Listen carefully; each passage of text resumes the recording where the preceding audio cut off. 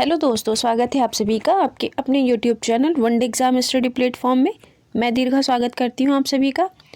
तो दोस्तों, आज की क्लास में हमने आपके सीटेट के ईवीएस के प्रीवियस ईयर के क्वेश्चन पेपर रखे हैं, जिससे कि आपको पता चल सकेगा कि आपका सीटेट जो है वो किस किस तरह से क्वेश्चन पूछेगा इस बार। तो इसी के साथ आज के सेशन में सभी साथियों को एंड तक बने रहना है। अगर आपको किसी भी क्वेश्चन में कोई डाउट होता है, उस क्वेश्चन को कमेंट बॉक्स में कमेंट करके पूछ लिया करिए, उसका आंसर आपको ज़रूर मिलेगा।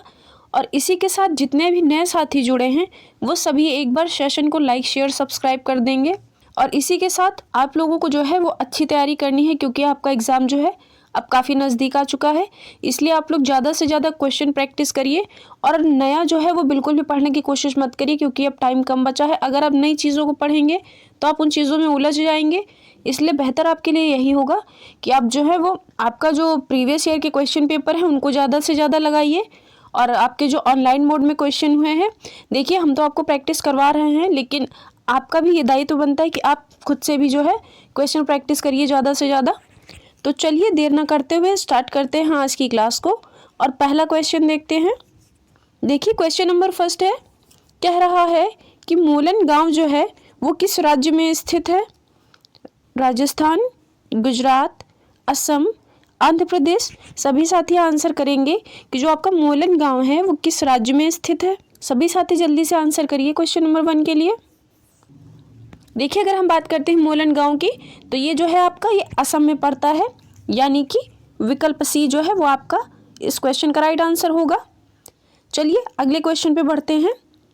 क्वेश्चन नंबर 2 है, एस्किमो बर्फ में अपना घर यानी कि इग्लू बनाते हैं, इसका क्या कारण है?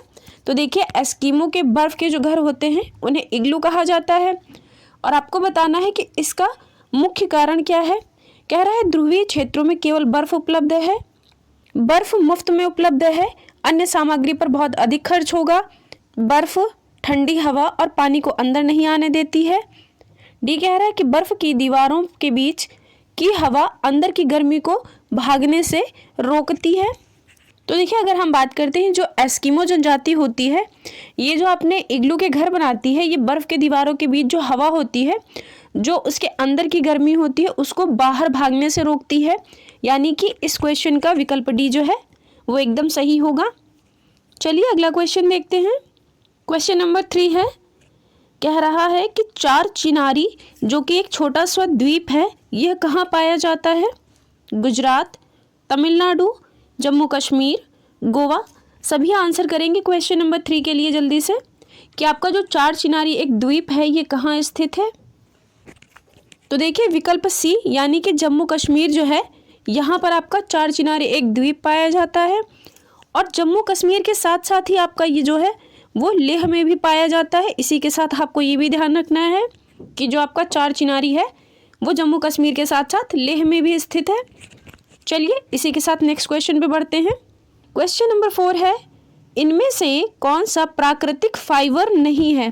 तो देखिए आपसे क्या पूछ रहा है कि प्राकृतिक फाइबर नहीं है, और आपके विकल्प दे रखे हैं कॉटन, रेयॉन, रेशम या फिर जूट। सभी आंसर करेंगे क्वेश्चन नंबर 4 के लिए। देखिए जितने भी क्वेश्चन हैं आपके ये सभी एनसीईआरटी के ही हैं, इसलिए आपको जो है वो ज़्यादा से ज़्यादा इन सब पे फोकस करना है। तो जल्दी से बता दीजिए कि आपका जो प्राकृतिक फाइबर नहीं है वो कौन सा है। तो देखिए अगर हम बात करते हैं रेयॉन की, तो रेयॉन जो है आपका ये प्राकृतिक फाइबर नहीं है, यानी कि ये कृत्रिम फाइबर है। विकल्प बी जो है वो इस क्वेश्चन का राइट आंसर हो जाएगा। देखिए अगर हम बात करते हैं रेशम की, तो आपको बताना है कि रेशम का जो शहर है वो किसे कहा जाता है। सभी साथी जल्दी से आंसर करिए कि जो आपका रेशम का शहर है वो किसे कहा जाता है। देखिए आपका ये जो है वो एनसीईआरटी में दे रखा है, तो जल्दी से बताइए कि जो आपका रेशम शहर है वो कहाँ पे स्थित है।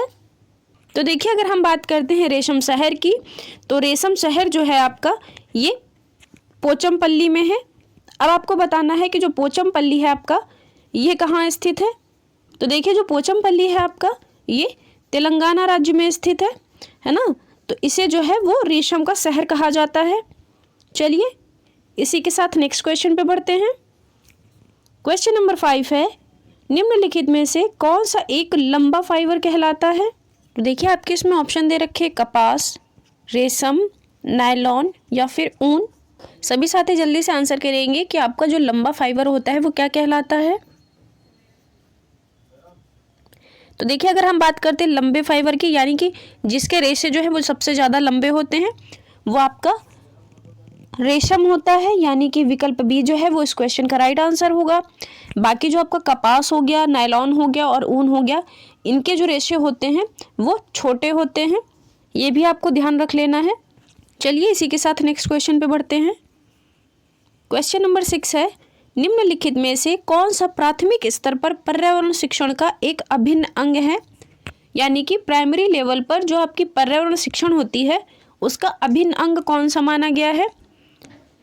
बच्चों का वातावरण, पाठ्य पुस्तकें, रोल प्ले या फिर भाषाई दक्षता। सभी साथी जल्दी से आंसर करेंगे कि प्राथमिक स्तर पर पर्यावरण शिक्षण का अभिन्न अंग कौन सा है। तो देखिए, ए कह रहा है कि बच्चों का वातावरण। तो देखिए, ये बात आपकी बिल्कुल सही है। बच्चों का जो वातावरण होता है वो प्राथमिक स्तर पर पर्यावरण शिक्षण का एक अभिन्न अंग ही माना जाता है, क्योंकि जो बच्चा होता है वो सबसे पहले अपने आसपास की चीज़ों से सीखता है, उसके बाद ही वो जा कर के स्कूल में सीखता है। इसलिए आपका जो बच्चे का वातावरण है वो प्राथमिक स्तर पर पर्यावरण शिक्षण का एक अभिन्न अंग माना गया है। चलिए इसी के साथ नेक्स्ट क्वेश्चन पे बढ़ते हैं। क्वेश्चन नंबर 7 है, मैदानी इलाकों में गांव के बच्चे अपने स्कूल तक पहुंचने के लिए किस साधन का प्रयोग करते हैं। ऊंट गाड़ी, ट्रॉली, बैलगाड़ी या फिर वल्लम। सभी साथी जल्दी से बताएंगे कि जो मैदानी इलाके होते हैं वहाँ पर जो बच्चे होते हैं वो स्कूल जाने के लिए किस साधन का प्रयोग करते हैं। जल्दी से आंसर करिए क्वेश्चन नंबर 7 के लिए।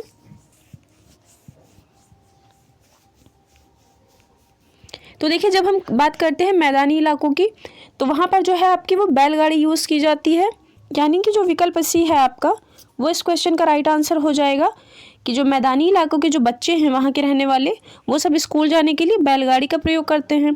देखिए, अगर हम वल्लम की बात करते हैं तो वल्लम आपकी एक प्रकार की नाव है ना, तो इस चीज़ को आपको ध्यान रख लेना है। बाकी अगर हम ट्रॉली की बात करते हैं तो ये जो है आपकी ये लेह के बच्चे जो है उसे यूज़ करते हैं। चलिए इसी के साथ नेक्स्ट क्वेश्चन पे बढ़ते हैं। क्वेश्चन नंबर 8 है, निम्नलिखित में से कौन सा एक कीटभक्षी पौधा है। मतलब कि आपको ये बताना है कि इसमें से कौन सा कीटभक्षी पौधा है। डायोनिया, ड्रोसेरा, ब्लैडरवॉर्ट या फिर इनमें से सभी। सभी साथी जल्दी से आंसर करेंगे क्वेश्चन नंबर 8 के लिए कि आपका जो कीटभक्षी पौधा है वो कौन सा हो जाएगा। तो देखिए, आपका जो डायोनिया है, ड्रोसेरा है और इसी के साथ जो आपका ब्लैडरवॉर्ट है, ये तीनों ही आपके एक प्रकार से कीटभक्षी पौधे होते हैं, यानी कि विकल्प डी आपका सही हो जाएगा। देखिए, इन सब कीटभक्षी पौधों के साथ साथ आपका एक घटपर्णी पौधा है जिसे आप जो है वो नेपंथीस के नाम से जानते हैं। तो ये जो है आपका ये मेघालय में जो आपकी गारो खासी जयंतिया की पहाड़ियाँ हैं वहाँ पर ये पाया जाता है। ये क्या करता है पौधा, ये अपनी एक मोहक सुगंध के द्वारा जो कीट होते हैं उनको जो है वो फंसा करके खा जाता है। और वो खाता इसलिए है क्योंकि उसके जो नाइट्रोजन की पूर्ति है वो कीटों के द्वारा ही उसे प्राप्त होती है। तो इसी के साथ साथ आपको ये एक्स्ट्रा फैक्ट्स भी ध्यान रख लेने हैं, क्योंकि आपको जो सीटेट है वो स्टेटमेंट में क्वेश्चन देके घटपर्णी का हर साल पूछता है। और अभी आपके जो लाइन मोड में जो आपके एग्जाम हुए थे उसमें कई शिफ्ट में आपका ये क्वेश्चन दिया गया है, तो इसलिए आपको ये क्वेश्चन याद करना है बहुत अच्छे से। चलिए इसी के साथ नेक्स्ट क्वेश्चन पे बढ़ते हैं। क्वेश्चन नंबर 9 पूछ रहा है कि अंगोरा ऊन किस जानवर के द्वारा प्राप्त की जाती है। अंगोरा ऊन जो है वो आपको किस जानवर के द्वारा प्राप्त होती है। याक, भेड़, खरगोश या फिर बकरी। सभी आंसर करेंगे क्वेश्चन नंबर 9 के लिए। बताइए जल्दी से क्या आंसर सही हो जाएगा इसका। तो देखिए, अगर हम बात करते हैं अंगोरा ऊन की तो ये जो है आपके ये खरगोश के द्वारा प्राप्त की जाती है, यानी कि विकल्प सी जो है वो इस क्वेश्चन का राइट आंसर हो जाएगा। ना ही ये याक से मिलती है, ना ही भेड़ से मिलती है और ना ही ये बकरी से मिलती है। चलिए इसी के साथ नेक्स्ट क्वेश्चन पे बढ़ते हैं। क्वेश्चन नंबर 10 है, निम्नलिखित में से कौन सा नवीकरणीय ऊर्जा का उदाहरण नहीं है। तो देखिए, इसमें आपको नहीं पूछ रखा है और विकल्प दे रखे हैं सौर ऊर्जा, जियोथर्मल, हवा या फिर नाभिकीय। सभी साथी आंसर करेंगे क्वेश्चन नंबर 10 के लिए। और इसी के साथ जितने भी नए साथी जुड़े हैं वो सभी एक बार सेशन को लाइक, शेयर, सब्सक्राइब कर देंगे ताकि आपके साथ जो है वो और बच्चे क्लास में जुड़ें और इस क्लास का बेनिफिट लें। तो जल्दी से आंसर कर दीजिए क्वेश्चन नंबर 10 के लिए कि नवीकरणीय ऊर्जा का उदाहरण नहीं है। तो देखिए अगर हम बात करते हैं इसमें जो नवीकरणीय ऊर्जा का उदाहरण नहीं है वो है आपकी नाभिकीय ऊर्जा, यानी कि विकल्प डी इस क्वेश्चन का सही आंसर हो जाएगा। तो देखिए अगर हम बात करते हैं नाभिकीय ऊर्जा की, तो ये जो है वो एक तरह से पारंपरिक ऊर्जा का स्रोत है। अगर हम इसकी मिनिस्ट्री की बात करते हैं तो ये आपकी जो मिनिस्ट्री ऑफ पावर है ये इसके अंतर्गत कार्य करती है। बाकी जो है आपके ये सारे ही ये सभी आपके नवीकरणीय ऊर्जा के स्रोत हैं, तो आपको ये भी ध्यान रख लेना है इसी के साथ। चलिए नेक्स्ट क्वेश्चन पे बढ़ते हैं। देखिए क्वेश्चन नंबर 11 क्या पूछ रहा है आपसे कि भेला क्या है? लकड़ी की नाव है, एक विशेष प्रकार का व्यंजन है, एक जगह का नाम है, या फिर इनमें से सभी। तो जल्दी से आंसर कर दीजिए क्वेश्चन नंबर 11 के लिए कि जो आपका भेला है वो क्या है। तो देखिए अगर हम बात करते हैं भेला की, तो ना ही आपकी एक लकड़ी की नाव है, ना ही एक विशेष प्रकार का व्यंजन है, ना ही ये किसी जगह का नाम है। तो आखिर भेला है क्या? तो देखिए अगर हम बात करते हैं भेला की, तो भेला जो है आपका, जैसे कि जो असम राज्य है वहाँ पर जो आपका बिहू फेस्टिवल मनाया जाता है, तो उसी बिहू फेस्टिवल के अंदर भेला नाम का एक लकड़ी का घर बनाया जाता है जो कि असम राज्य के लोग मनाते हैं। और उसी त्यौहार में इस घर को बना करके और उसके बाद इसे जला दिया जाता है, जिसके चारों ओर जो वहाँ के लोग हैं वो उसे गोल गोल घूम करके इसकी परिक्रमा करते हैं, है ना। तो उसका जो लकड़ी का घर बनाया जाता है उसे ही जो है वो भेला कहा जाता है। तो इस चीज़ को आपको ध्यान रख लेना है कि भेला जो है आपका वो एक प्रकार से लकड़ी का घर होता है, ठीक है। चलिए इसी के साथ नेक्स्ट क्वेश्चन पे बढ़ते हैं। देखिए क्वेश्चन नंबर 12 क्या पूछ रहा है आपसे कि ईदसा क्या है? कह रहा है एक पौधे का नाम है, एक जंतु का नाम है, एक फाइबर का नाम है, या फिर एक स्थान का नाम है। सभी साथी आंसर करेंगे क्वेश्चन नंबर 12 के लिए कि ईदसा क्या है। तो देखिए अगर हम बात करते हैं ईदसा की, तो ये जो है आपका वो एक तरह से एक प्रकार की रेशम है, ठीक है। इस चीज़ को आपको ध्यान रखना है कि जो ईदसा है आपकी वो एक प्रकार की रेशम होती है, यानी कि ये आपका एक प्रकार का फाइबर है जो कि विकल्प सी में आपका दे रखा है, एक फाइबर का नाम जो कि ईदसा है। तो देखिए अगर हम बात करते हैं, आप जो शुद्ध रेशम होती है वो आपके शहतूत के द्वारा प्राप्त होती है। और अगर हम बात करते हैं आपकी जो जंगली वाली रेशम होती है, ये जो होती है आपकी, ये ईदसा कहलाती है। इसी के साथ जो आपकी मूंगा हो गई और जो तसर है रेशम, ये सभी आपके जंगली रेशम के अंतर्गत आती हैं। बाकी जो आपकी शुद्ध रेशम होती है वो आपके शहतूत के पेड़ के द्वारा प्राप्त की जाती है। आई होप मैंने जितना भी आपको बताया है ये सभी आप अच्छे से पॉइंट्स ध्यान रखेंगे, क्योंकि ये सभी आपके सीटेट के लिए स्टेटमेंट में काफ़ी हेल्पफुल रहेंगे। तो चलिए इसी के साथ नेक्स्ट क्वेश्चन पे बढ़ते हैं। क्वेश्चन नंबर 13 कह रहा है कि वल्लम के बारे में सही है। कह रहा है वल्लम एक छोटी लकड़ी की नाव है, केरल में वल्लम का उपयोग किया जाता है। इसका यूज़ जो है वो पानी में यात्रा करने, सामान ढोने के लिए वल्लम का उपयोग किया जाता है। विकल्प डी कह रहा है इनमें से सभी साथी जल्दी से आंसर कर दीजिए कि क्वेश्चन नंबर 13 यानी कि वल्लम के बारे में सही विकल्प क्या होगा। तो देखिए अगर हम बात करते हैं वल्लम की, जो कि एक प्रकार की लकड़ी की नाव भी है, इसी के साथ जो आपकी वल्लम है इसका यूज़ जो है वो केरल में पानी में यात्रा करने के साथ साथ वहाँ पे सामान को इधर से उधर ले जाने के लिए भी इसका यूज़ किया जाता है, यानी कि जो विकल्प डी है वो इस क्वेश्चन का राइट आंसर हो जाएगा। चलिए इसी के साथ नेक्स्ट क्वेश्चन पे बढ़ते हैं। देखिए क्वेश्चन नंबर 14 क्या कह रहा है आपसे कि छात्रों में शिक्षण योग्यता सुधारने के लिए अनुभवजन्य शिक्षण महत्वपूर्ण है। इनमें से कौन सी उपलब्धि अनुभवजन्य शिक्षण से प्राप्त की जा सकती है? विकल्प दे रखे हैं ज्ञानेंद्रिय अनुभव, ठोस अनुभव, ज्ञान वृद्धि व ग्रेड अंकों में वृद्धि, या फिर कौशल प्रक्रिया में सुधार। सभी साथी जल्दी से आंसर कर दीजिए क्वेश्चन नंबर 14 का। इसी के साथ जितने भी नए साथी जुड़े हैं वो सभी एक बार सेशन को लाइक शेयर सब्सक्राइब कर देंगे।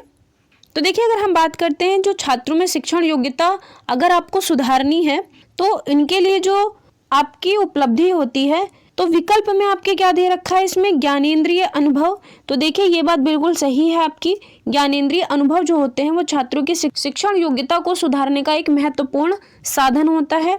तो देखिए इसमें बी में कह रहा है कि ठोस अनुभव, तो ये बात आपकी बिल्कुल सही है। जो आपके ठोस अनुभव होते हैं किसी चीज़ के प्रति वो आपके एकदम महत्वपूर्ण माने जाते हैं, यानी कि विकल्प बी भी आपका सही है। सी कह रहा है कि ज्ञान वृद्धि व ग्रेड अंकों में वृद्धि। तो देखिए ज्ञान में वृद्धि तो ठीक है, लेकिन ग्रेड अंकों में वृद्धि नहीं होनी चाहिए। इससे बच्चे के अंदर जो है वो हीनता का भाव पैदा होता है ना। तो इसलिए क्लास में कभी भी आपको ग्रेडिंग के सिस्टम नहीं अपनाना चाहिए, यानी कि विकल्प सी जो है वो गलत हो जाएगा आपका। डी कह रहा है कि कौशल प्रक्रिया में सुधार। तो ये बात भी आपकी बिल्कुल सही है, कौशल प्रक्रिया में सुधार किया जा सकता है। यानी कि अगर हम क्वेश्चन नंबर 14 के आंसर की बात करते हैं तो इसका पहला ही सही है, ए, बी और डी। आई होप आपको ये समझ में आ गया होगा। चलिए बढ़ते हैं अगले क्वेश्चन की तरफ। क्वेश्चन नंबर 15 कह रहा है कि पर्यावरण अध्ययन की शिक्षिका निम्नलिखित में से कौन से क्रियाकलाप का अपने विद्यार्थियों में प्रक्रिया कौशल विकसित करने के लिए उपयोग कर सकती है।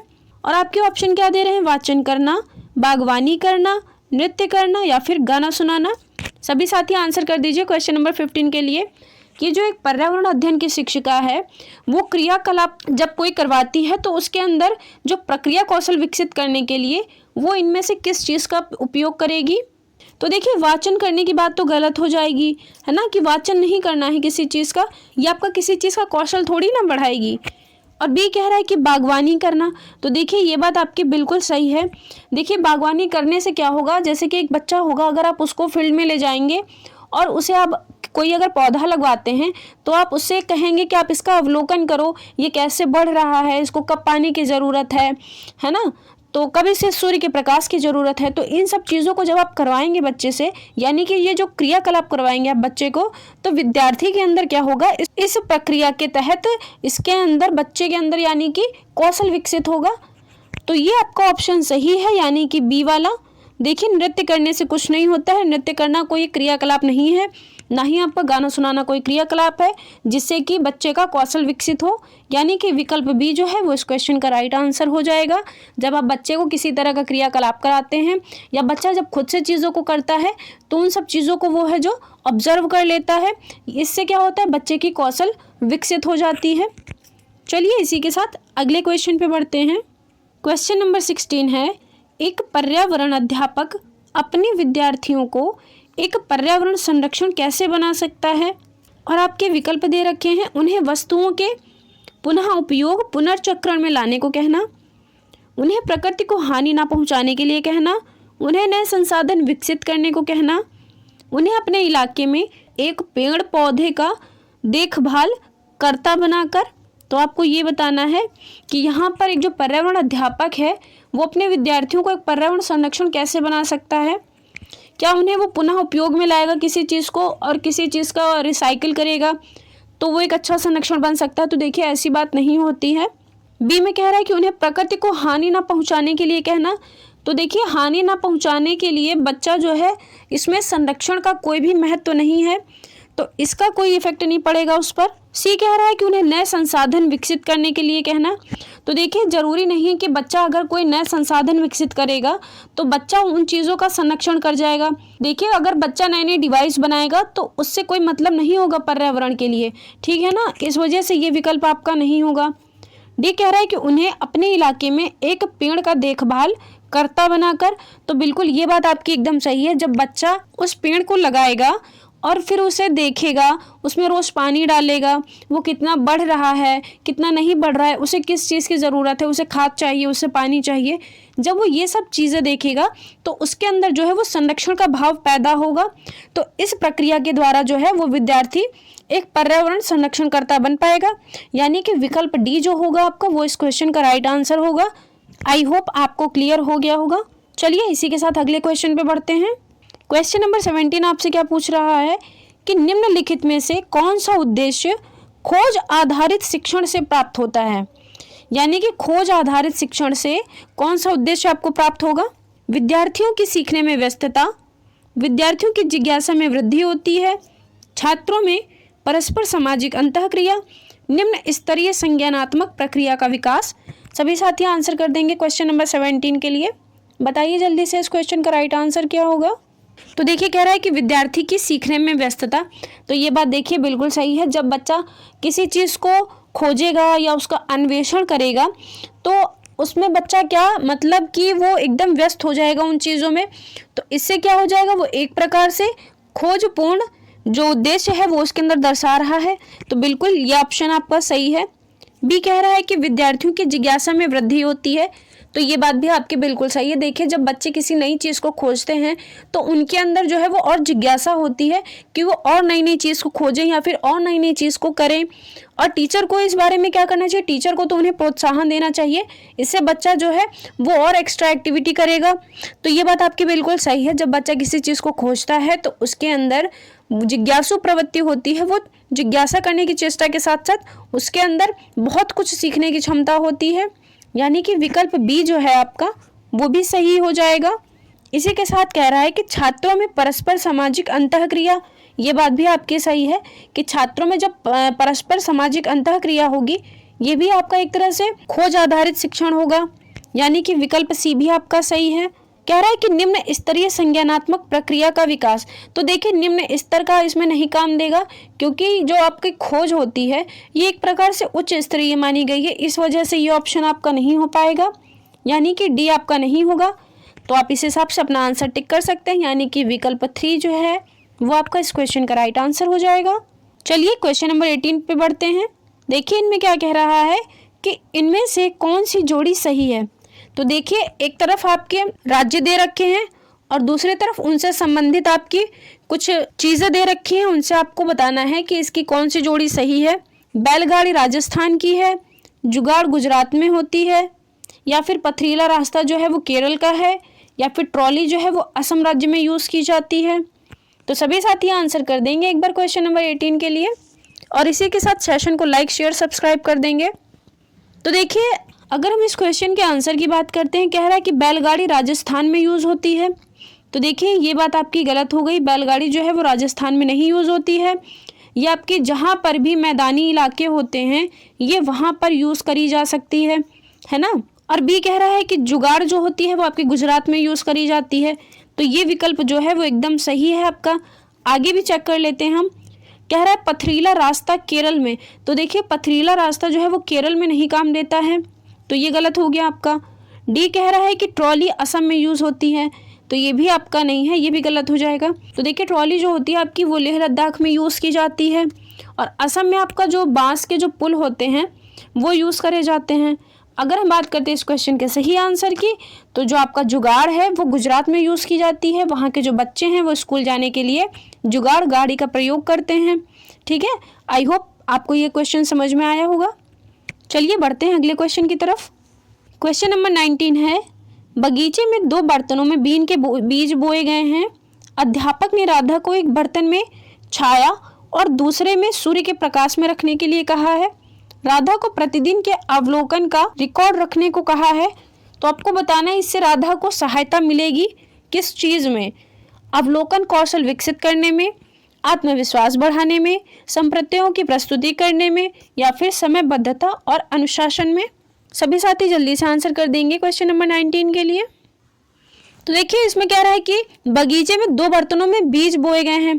ठीक है ना, वो भी किसके? बीन के, है ना। तो 2 बर्तन हो गए, उसमें बीन के जो बीज हैं वो बोए गए हैं। और जो अध्यापक है उसने राधा को एक बर्तन छाया में रखने को कहा है, यानी कि ये छाया में रखेगी, और दूसरा वाला जो है आपका ये सूर्य के प्रकाश में रखेगी, और इसका प्रतिदिन वो अवलोकन करेगी।